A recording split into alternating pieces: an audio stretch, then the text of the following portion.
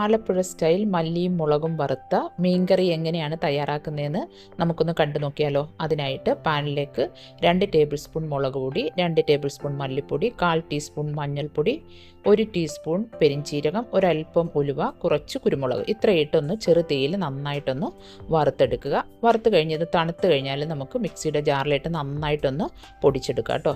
അതിനുശേഷം ചട്ടിയിലേക്ക് വെളിച്ചെണ്ണ ഒഴിക്കുക. അതിലേക്ക് ഇഞ്ചി, പച്ചമുളക്, കറിവേപ്പില, ചെറിയുള്ളി ഇതൊന്ന് ചതച്ചത് ഇട്ടുകൊടുത്ത് ചെറുതീയിൽ വെച്ച് നന്നായിട്ടൊന്ന് മൂപ്പിച്ചെടുക്കണം.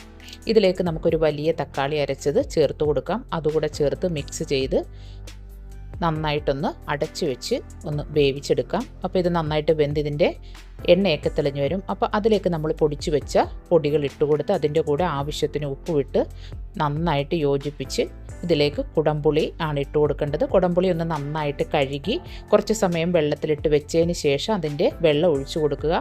വേണമെന്നുണ്ടെങ്കിൽ മാത്രം കുടംപുളി ഇട്ട് കൊടുത്താൽ മതി.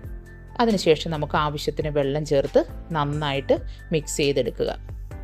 ഈ സമയത്ത് ഉപ്പ് പോരാന്നുണ്ട് ഉപ്പ് ചേർക്കണം കേട്ടോ. അടച്ച് വെച്ചൊരു 2-3 മിനിറ്റ് നന്നായിട്ട് തന്നെ തിളപ്പിച്ചെടുക്കുക. അതിലേക്ക് മത്തി ഇട്ട് കൊടുക്കുക. മത്തിക്ക് പകരം ഏത് മീൻ വേണേലും നമുക്ക് ഈ രീതിയിൽ തയ്യാറാക്കാം കേട്ടോ.